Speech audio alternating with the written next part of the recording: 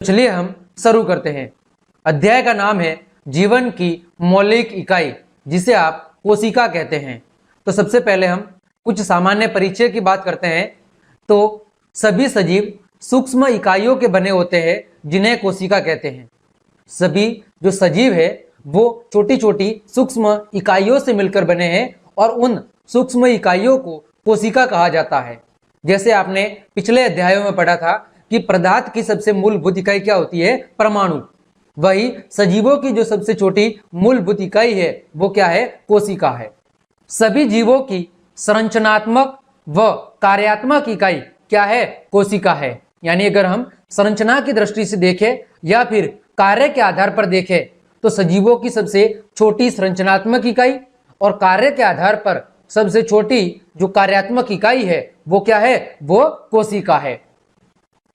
आगे हम बात करें, जो कोशिका है, कई सारी कोशिकाएं मिलकर किसका निर्माण करती है? कई सारी कोशिकाओं का समय मिलकर उत्तक का निर्माण करती है। यानी कि जब कई जैसी एक समान कोशिकाएं मिल जाती है तब जाके वो उत्तक का निर्माण करती है। उत्तकों के मिलने से अंगों का निर्माण होता है। उत्तकों के मिलने से किसका निर्माण होता है? अंग का निर्माण होता है। और कई सारे अंगों के मिलने से किसका निर्माण होता है? तंत्र का निर्माण होता है। और कई सारे तंत्रों के मिलने से एक शरीर का निर्माण होता है। तो ये आपको हमेशा ध्यान रखना है कि कोशिका सबसे छोटी इकाई है। कई सारी कोशिकाओं के मिलने से उत्तक का निर्माण होता है। उत्तकों के मिलने से अंग का निर्माण होता है। अंगों के मिलने से तंत्र का, और कई सारे तंत्रों के मिलने से एक शरीर का निर्माण होता है। आगे हम बात करें, कोशिका के आकार, आकृति और संगठन का जो अध्ययन है वो साइटोलॉजी के अंतर्गत किया जाता है। कोशिका के अध्ययन को विज्ञान में साइटोलॉजी कहा जाता है। ठीक है, जिसमें कोशिका के आकार, आकृति और संगठन का अध्ययन किया जाता है। विज्ञान की उस शाखा को साइटोलॉजी कहा जाता है। आगे हम बात करें, क्वार्क क्या होता है। अभी हम आगे जब चर्चा करेंगे तो बार बार एक शब्द आएगा क्वार्क। तो पहले हम ये जान लेते हैं कि आखिर ये क्वार्क होता क्या है। तो जो पेड़ होता है, उस पेड़ के जो तना होता है, उस तने की जो बाह्य त्वचा होती है, उस बाह्य त्वचा की जो मर्त कोशिकाएं हैं, उन मर्त कोशिकाओं को क्वार्क कहा जाता है। जैसा आपको चित्र में दिख रहा है, ये पेड़ के ऊपर जो आपको चाल वाला हिस्सा हो रहा है, जिसे आप साधारण भाषा में चाल कहते हो, पेड़ की क्या कहते हो? चाल। ये इसे ही कहा जाता है वास्तव में क्वार्क। और इस क्वार्क से अलग अलग चीजें देखो इस आकार के बनाए जाते हैं, ये क्वार्क है। अब वास्तव में ये होता क्या है वो देखो। तो जैसे जैसे पेड़ पौधे पुराने होते जाते हैं, यानी बड़े होते जाते हैं, उनकी जो बाह्य त्वचा है, जो बाहर वाली सबसे ऊपर वाली त्वचा होती है, उसकी कुछ कोशिकाएं रूपांतरित होकर क्वार्क का क्या करती है? निर्माण करती है। पेड़ के जो ऊपरी हिस्सा होता है त्वचा का, उसकी जो बाहरी कोशिकाएं होती है ऊपर वाले भाग की, वो कोशिका धीरे धीरे रूपांतरित होकर क्वार्क का निर्माण करती है। और जो क्वार्क होता है, उस क्वार्क की कोशिकाएं कैसे होती है? मर्त होती है। क्वार्क की कोशिकाएं मर्त होती है, जिनमें अंतःकोशिकीय अवयव नहीं होते, यानी उसके अंदर दूसरे जो अवयव है कोशिका के वो मौजूद नहीं होते। क्वार्क कहां कहां विकसित होता है? या तो जड़ या तने की परिधि में विकसित होता है। जो क्वार्क है, यानी जो पेड़ की छाल वाला हिस्सा है, वो आपने देखा होगा, जड़ वाले भागों में भी एक मोटी ऊपर की परत जम जाती है धीरे धीरे, और ठीक उसी तरह तने के ऊपर भी एक छाल के रूप में मोटी परत धीरे धीरे जमा हो जाती है। तो क्वार्क या तो जड़े में या फिर तने वाले भाग में विकसित होता है। और जैसे जैसे पौधा या पेड़ पुराना होता जाता है, उसकी मोटाई क्या होती है? उसकी मोटाई बढ़ती जाती है।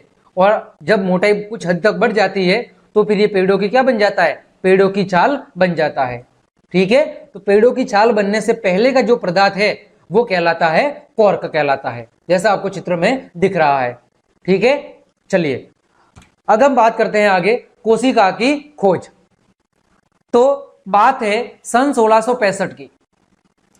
व्यक्ति का नाम था या वैज्ञानिक का नाम था रॉबर्ट हुक। क्या नाम था? बंदे का नाम था रॉबर्ट हुक। ने क्वार्क की पतली काट को खुद के बनाए सूक्ष्मदर्शी से देखा। क्वार्क की पतली काट मतलब ये वाला भाग, ये आपको क्वार्क दिख रहे हैं ये वाले। ठीक है, तो इसकी एक पतली काट में इन्होंने अपनी बनाई हुई जो सूक्ष्मदर्शी थी, जैसा चित्र में दिख रहा है यहां पर, इस सूक्ष्मदर्शी की सहायता से उन्होंने जब कॉर्क की इस पतली काट को देखा तो उनको उसके अंदर कैसी संरचना दिखाई दी? मधुमक्खी के छत्ते जैसी संरचना दिखाई दी, जैसा आपको यह चित्र में दिख रहा है। कुछ ऐसी संरचना उसको उस कॉर्क की पतली काट में दिखाई दी। अब इसमें क्या थे? इसमें मधुमक्खी के छत्ते की तरह छोटे छोटे कोष्ठ या कोष्ठक थे। क्या थे? छोटे छोटे कोष्ठ अथवा कोष्ठक थे। और रॉबर्ट हुक ने इन कोष्ठकों को ही क्या कहा? कोशिका कहा। रॉबर्ट हुक ने इन कोष्ठकों को क्या कहा? कोशिका कहा। और वास्तव में कोशिका शब्द का जो मतलब है वो क्या होता है? वो होता है एक छोटा कमरा। क्या होता है? कोशिका यानी सेल शब्द का वास्तव में जो मीनिंग या अर्थ है वो होता है एक छोटा कमरा। सभी जीव कोशिकाओं से ही बने होते हैं, यानी जितने भी आप सजीव देख रहे हो, चाहे वो पेड़ पौधे हो, जीव जंतु हो, मानव हो, जो कुछ भी सजीव है, कीड़े मकोड़े कुछ भी, वो सब कोशिकाओं से मिलकर बने होते हैं। इसी कारण कोशिका को क्या कहा जाता है? जीवन की मौलिक इकाई कहा जाता है, यानी इसके बिना जीवन की संभावना भी नामुमकिन है। जीवन का आधार ही क्या है? कोशिका है। अब यहां पर एक शब्द लिखा हुआ है कि सर्वप्रथम जीवित कोशिका की खोज। कौन सी कोशिका? जीवित कोशिका की खोज ल्यूवेनहॉक ने की थी। किसने? ल्यूवेनहॉक ने। क्योंकि रॉबर्ट हुक ने तो कॉर्क में कोशिका की खोज की थी, और कॉर्क में तो जो कोशिकाएं होती है वो मर्त होती है। तो अगर आपको पूछा जाए कि मर्त कोशिका की खोज किसने की थी, तो वो रॉबर्ट हुक ने की थी। और जीवित कोशिका की खोज किसने की थी? तो जीवित कोशिका की खोज ल्यूवेनहॉक ने की थी। ठीक है, ये आपको ध्यान रखना है। आगे बात करते हैं कोशिका सिद्धांत की, कि जब कोशिका का खोज हो गई, जब कोशिका की खोज हो गई तो अलग अलग वैज्ञानिकों द्वारा कोशिका पर अलग अलग सिद्धांत दिए गए, कुछ मॉडल प्रस्तुत किए गए। तो कोशिका का जो सबसे महत्वपूर्ण सिद्धांत है वो प्रस्तुत किया गया था। दो वैज्ञानिक थे, एक थे स्लीडन और एक स्वान। ये दोनों जीव वैज्ञानिक थे। इन्होंने कोशिका सिद्धांत दिया। और कोशिका सिद्धांत के उन्होंने क्या बताया? सबसे पहला पॉइंट कि सभी पौधे और जीव कोशिका के बने होते हैं। प्रकृति में आप जितने भी पेड़ पौधे जीव जंतु देख रहे हो, जो सजीव है वो सारे सजीव कोशिकाओं से मिलकर बने होते हैं। दूसरा बिंदु, कोशिका जीवन की मूल इकाई है। कोशिका क्या है? जीवन की मूल इकाई है। इसके बिना एक सजीव अपने जीवन की कल्पना भी नहीं कर सकता। यानी एक सजीव का जो पूरा जीवन है वो कोशिका पर ही आधारित है, क्योंकि कोशिका ही सजीव की संरचनात्मक एवं क्रियात्मक इकाई है। अगला बिंदु है, सभी कोशिकाएं पूर्व निर्मित कोशिकाओं से ही पैदा होती है। मतलब नई कोशिकाओं का जो निर्माण है वो उनकी जो पुरानी कोशिका है, जो मात्र कोशिका है, उन मात्र कोशिकाओं से ही नई कोशिकाओं की क्या होती है? उत्पत्ति होती है। ठीक है, यानी नई कोशिकाओं का निर्माण पुरानी कोशिकाओं से ही होता है। ठीक है, जैसे हम बात करें एक मानव जीवन की, जिसमें एक संतान की उत्पत्ति उसके माता पिता से होती है। ठीक है, ठीक इसी तरह यहां पर जो नवीन कोशिका है, जो नवीन कोशिका है, उनका जो निर्माण है वो पूर्ववर्ती कोशिकाओं से ही होगा। ठीक है, तो ये कोशिका सिद्धांत के 3 प्रमुख बिंदु थे। पहला बिंदु, सभी सजीव कोशिका के बने होते हैं, कोशिका जीवन की मूलभूत इकाई है, और सभी नवीन कोशिकाओं का निर्माण पूर्व निर्मित कोशिकाओं से ही होता है। और इसका एक अपवाद है, और वो है वायरस। इस कोशिका सिद्धांत का जो अपवाद है वो क्या है? वायरस है। कारण क्या है कि जो वायरस है, जब ये किसी जीव के शरीर में मौजूद नहीं होते तब ये निर्जीव की तरह व्यवहार करते हैं। किसकी तरह? निर्जीव की। और जब ये किसी के शरीर में प्रवेश कर जाते हैं तो फिर ये सजीव की तरह व्यवहार करते हैं। फिर से सुने, जब ये केवल अपनी स्वतंत्र अवस्था में होते हैं, किसी सजीव के शरीर में नहीं होते, तो ये निर्जीव होते हैं। लेकिन जैसे ही ये किसी सजीव के शरीर में प्रवेश कर लेते हैं तो ये किसकी तरह व्यवहार करते हैं? सजीव की तरह व्यवहार करते हैं। अतः ये कोशिका सिद्धांत का क्या है? एक अपवाद है। ठीक है, चलिए आगे बढ़ते हैं। पादप कोशिकाएं, यहाँ पर कुछ उदाहरण दिए हुए हैं पादप कोशिकाओं के, कि पादपों या पेड़ पौधों में कोशिकाएं किस प्रकार पाई जाती है। तो यहाँ पर आपके सामने 2 चित्र दिए गए हैं। एक प्याज की झिल्ली के अंदर की संरचना दी हुई है, और एक पेड़ की पत्ती के अंदर की संरचना दी हुई है। तो देखें, यहाँ पर कोशिका में मुख्यतः 3 चीजें होती है। सबसे पहला केंद्रक, ये जो आपको ये बीच में डॉट डॉट दिख रहे हैं, ये केंद्रक है। क्या है? ये केंद्रक है सारे, ये और ये। ये क्या है, ये केंद्रक है। ठीक है, दूसरा हिस्सा होता है कोशिका का, वो है कोशिका द्रव्य, यानी इस कोशिका के अंदर जो द्रव भरा होता है, ठीक है, उसे क्या कहा जाता है, उसे कोशिका द्रव कहा जाता है।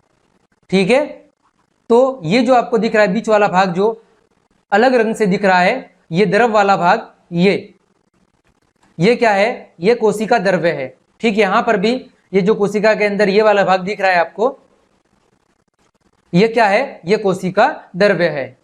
जंतुओं में अनेक प्रकार की कोशिकाएं, यानी सभी जंतुओं में अलग अलग तरह की कई प्रकार की कोशिकाएं पाई जाती है।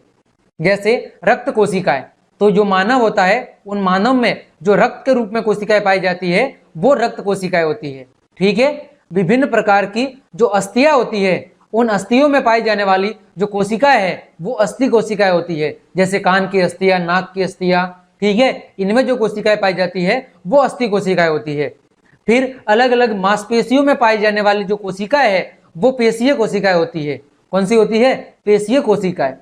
फिर जो अंडाणु में मौजूद कोशिकाएं है वो कुछ इस तरह की होती है जिन्हें अंडाणु कोशिकाएं कहा जाता है। फिर वसा कोशिका, यानी मानव या जीवों में जो चर्बी के रूप में जो कोशिकाएं पाई जाती है, किसके रूप में, चर्बी के रूप में, उस चर्बी वाली कोशिकाओं को वसा कोशिका के नाम से जाना जाता है। और दूसरा जो शुक्राणु में कोशिकाएं पाई जाती है वो शुक्राणु कोशिकाओं के नाम से जानी जाती है, जो कि जनन के लिए उत्तरदायी होती है। ठीक, जो हमारा मानव का या जीवों का जो तंत्रिका तंत्र होता है, जो शरीर को पूरा कंट्रोल करता है, सोचने समझने का काम करता है, माइंड को कंट्रोल करता है, उसके अंदर जो कोशिका होती है उस तंत्रिका तंत्र में पाई जाने वाली कोशिकाओं को तंत्रिका कोशिका कहा जाता है। और मानव की सबसे जो बड़ी कोशिका है या जो लंबी कोशिका है, मानव शरीर की सबसे लंबी कोशिका वो कौन सी होती है, वो तंत्रिका कोशिका ही होती है। तो अलग अलग जीवों में अलग अलग कार्यों के लिए अलग अलग प्रकार की कोशिकाएं पाई जाती है। जैसे मानव है तो मानव में अलग तरह की कोशिकाएं आपको देखने को मिलेगी। ठीक इसी तरह हाथियों में अलग तरह की कोशिका होगी, चींटी में, मछली में, तो उन सबों में अलग अलग कार्यों के आधार पर अलग अलग प्रकार की कोशिकाएं पाई जाती है। ठीक है, आगे बात करते हैं कोशिका के आकार की। तो कोशिका का जो आकार है वो निश्चित नहीं है, यानी कि विभिन्न जीवों की जो कोशिकाएं है वो अलग अलग आकार की होती है। जीवों का जितना आकार होगा उस आकार के अनुसार उनकी कोशिकाओं का आकार भी अलग अलग होता है। जैसे बात करें एक चींटी की, तो जब चींटी का आकार ही इतना छोटा है तो उसमें कोशिकाओं की आकार भी क्या होगा, बहुत ही छोटा होगा, सूक्ष्म होगा। वही हम बात करें हाथी की या व्हेल मछली की, तो उसका आकार काफी बड़ा है, तो उसमें जो कोशिकाओं का आकार है वो भी क्या होगा, बड़ा होगा।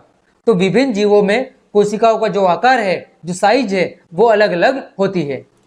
कुछ कोशिकाएं सूक्ष्मदर्शीय होती है। कैसी होती है, सूक्ष्मदर्शीय, यानी इतनी छोटी होती है कि उनको हम आंखों से देख नहीं सकते। जबकि कुछ कोशिकाओं का आकार इतना बड़ा होता है कि उन्हें नंगी आंखों से भी देखा जा सकता है, यानी कि बिना किसी सूक्ष्मदर्शी की सहायता से भी सीधे आंखों द्वारा देखे जा सकता है। अगर हम कोशिकाओं के सामान्य आकार की बात करें तो ये 0.2 माइक्रोमीटर से लेकर 18 सेंटीमीटर तक साधारणतः होता है। ठीक है, लेकिन ऐसा ही नहीं है कि ऐसा ही हो, इतना ही हो, ये जरूरी नहीं है। लेकिन सामान्य कोशिका का जो आकार है वो 0.2 माइक्रोमीटर से लेकर 18 सेंटीमीटर के बीच तक होता है।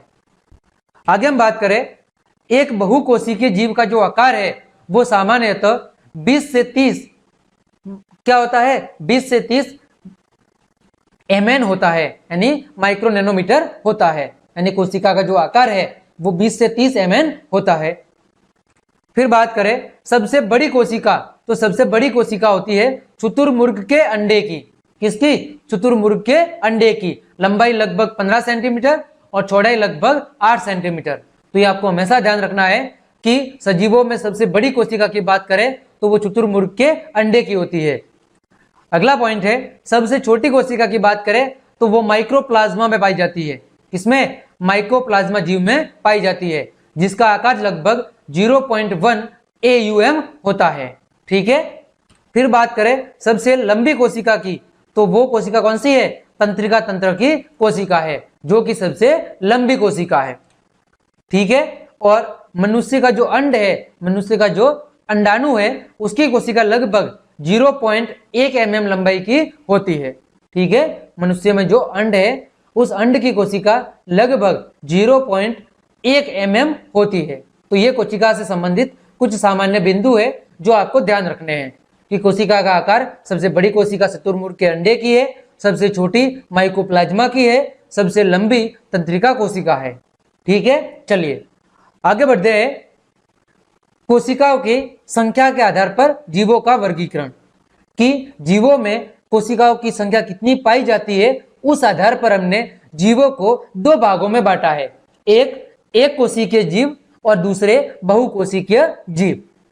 जैसा कि नाम से पता चल रहा है, एक कोशिकीय जीव यानी कि ऐसे जीव जो केवल एक कोशिका से बने होते हैं, उन्हें एक कोशिकीय जीव कहा जाता है। यानी कोशिका के जो सारे कार्य है या इन जीवों के जो सारे कार्य है, वो सारे कार्य केवल एक कोशिका के द्वारा संपन्न किए जाते हैं। और एक कोशिकीय जीवों की जो आयु है वो क्या होती है, वो काफी कम होती है।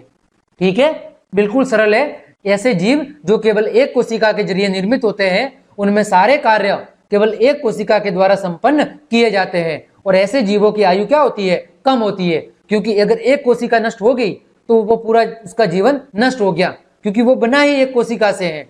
तो अगर उस कोशिका को जरा से भी नुकसान हो गया तो उस जीव का जो जीवन है वो क्या हो जाएगा, समाप्त हो जाएगा। जैसे उदाहरण, एक कोशिकीय जीव का अमीबा, बैक्टीरिया और पैरामीशियम, ये सारे जीव एक कोशिका से केवल बने होते हैं। दूसरा है बहुकोशिकीय जीव।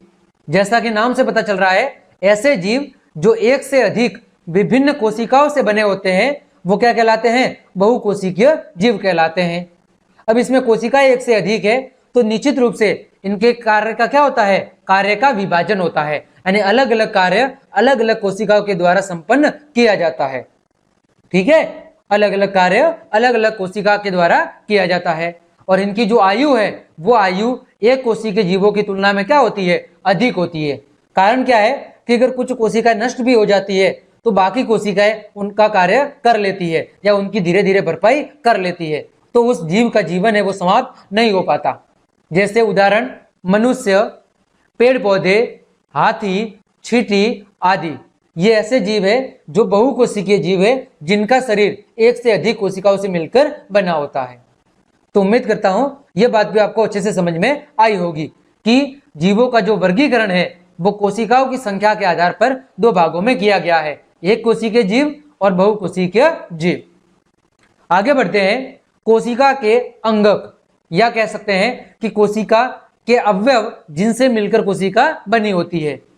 तो कोशिका मुख्यतः 3 घटकों से मिलकर बनी है। कोशिका के मुख्य कितने घटक है, कोशिका के मुख्यतः 3 घटक है। पहला प्लेज्मा झिल्ली या कोशिका झिल्ली, दूसरा केंद्रक और तीसरा कोशिका द्रव्य। ये 3 क्या है, 3 प्रमुख कोशिका के अंग है। जैसा आपको चित्र में दिख रहा है, ये समझ लीजिए एक कोशिका है, तो जो सबसे बाहर वाला जो भाग है, ये जो आवरण आपको दिख रहा है, ये कहलाता है कोशिका झिल्ली। फिर जो मध्य में ये जो मध्य वाला भाग है, ये मध्य वाला भाग कहलाता है केंद्रक। और जो केंद्रक और कोशिका झिल्ली या भित्ति के बीच में जो द्रव भरा होता है, उस द्रव को कहा जाता है कोशिका द्रव्य। क्या कहा जाता है, कोशिका द्रव्य। तो ये कोशिका के 3 प्रमुख घटक है। आगे हम बात करते हैं सबसे पहले प्लाज्मा झिल्ली की, कि प्लाज्मा झिल्ली आखिर क्या होती है। तो देखें, प्लाज्मा झिल्ली, कोशिका झिल्ली, या तीनों नाम एक ही है। ठीक है, तो कोशिका का जो सबसे बाहरी आवरण आपको ये दिख रहा है ऊपर, ठीक है, जो इस रंग वाला ये है, ये जो सबसे बाहरी आवरण है, ये बाहरी आवरण क्या कहलाता है, ये बाहरी आवरण प्लाज्मा झिल्ली कहलाता है। ठीक है, अब ये काम क्या करता है, देखो, तो इसका काम है यह प्रत्येक कोशिका को दूसरी कोशिका से अलग करती है। यानी प्लाज्मा झिल्ली एक कोशिका को दूसरी कोशिका से क्या करती है, अलग करती है। अगला बिंदु, यह जंतु और पादप दोनों कोशिकाओं में पाई जाती है। यानी जो प्लाज्मा झिल्ली है वो जंतु कोशिका में उपस्थित होती है और पादप कोशिका में भी उपस्थित होती है। ये बनी किससे होती है, तो ये प्रोटीन व लिपिड से बनी होती है। किसकी बनी होती है, प्रोटीन व लिपिड से बनी होती है। अगला बिंदु है, यह वर्णात्मक पारगम्य होती है। कैसी होती है, वर्णात्मक पारगम्य। मतलब क्या है, मतलब यह है कि यह केवल कुछ निश्चित पदार्थों को ही कोशिका के अंदर और बाहर जाने देती है। ये कैसी है, वर्णात्मक पारगम्य। यानी केवल ये कुछ जरूरी पदार्थों को ही कोशिका के अंदर और बाहर परिवहन करने की अनुमति देती है। यह सभी पदार्थों को कोशिका के अंदर या बाहर परिवहन करने की अनुमति नहीं देती। ठीक है, तो अगर आपको प्रश्न पूछा जाए कि कोशिका भित्ति या प्लाज्मा झिल्ली को वर्णात्मक पारगम्य झिल्ली क्यों कहते हैं, तो आप कारण लिखोगे क्योंकि यह कोशिका के अंदर कुछ निश्चित पदार्थों को ही अंदर या बाहर जाने की अनुमति देती है। यह सभी पदार्थों को कोशिका के अंदर या बाहर परिवहन की अनुमति नहीं देती, इसी कारण इसे वर्णात्मक पारगम्य झिल्ली कहते हैं। ये कैसी होती है, तो यह लचीली होती है, जो कि मोड़ी जा सकती है, तोड़ी जा सकती है, वह दोबारा जुड़ भी सकती है। ठीक है, तो ये प्लाज्मा झिल्ली या कोशिका भित्ति की विशेषता थी। तो आपको केवल इतना याद रखना है कि कोशिका का सबसे बाहरी आवरण प्लाज्मा झिल्ली या कोशिका झिल्ली कहलाता है। यह एक कोशिका को दूसरी कोशिका से अलग करती है। यह जंतु और पादप दोनों कोशिकाओं में मौजूद होती है। यह प्रोटीन व लिपिड से बनी होती है। यह वर्णात्मक पारगम्य कहलाती है क्योंकि यह कुछ निश्चित पदार्थों को ही कोशिका के अंदर और बाहर जाने की अनुमति देती है, और साथ ही यह कैसी होती है, लचीली होती है, जिसे तोड़ा मरोड़ा या दोबारा जोड़ा जा सकता है। ठीक है, चले आगे बात करते हैं प्लाज्मा झिल्ली के कार्य कि वास्तव में ये कार्य क्या करती है। तो सबसे पहला कार्य, यह कोशिका के अंदर व बाहर अणुओं को या पदार्थों को आने जाने देती है। यानी किसका काम करती है, वर्णात्मक पारगम्यता का कार्य करती है। वर्णात्मक पारगम्यता का कार्य ये करती है। ठीक है, दूसरा, यह कोशिका को एक निश्चित आकार प्रदान करती है, क्योंकि यह कोशिका की बाहरी संरचना है, तो इसकी जैसी संरचना होगी उस आधार पर कोशिका का आकार भी तय होगा। तो कोशिका को निश्चित आकार देने का जो कार्य है या कोशिका की संरचना बनाए रखने का जो कार्य है वो कौन करती है, प्लाज्मा झिल्ली करती है। ठीक है, प्लाज्मा झिल्ली के अंदर व बाहर अणुओं का आदान प्रदान यह दो प्रकार या दो तरीकों से करती है। यानी कि प्लाज्मा झिल्ली के जरिए कोशिका के अंदर और बाहर जो अणुओं का आदान प्रदान है वो यह दो तरीकों से करती है। और वो तरीके कौन कौन से हैं, एक है विसरण और एक है परासरण।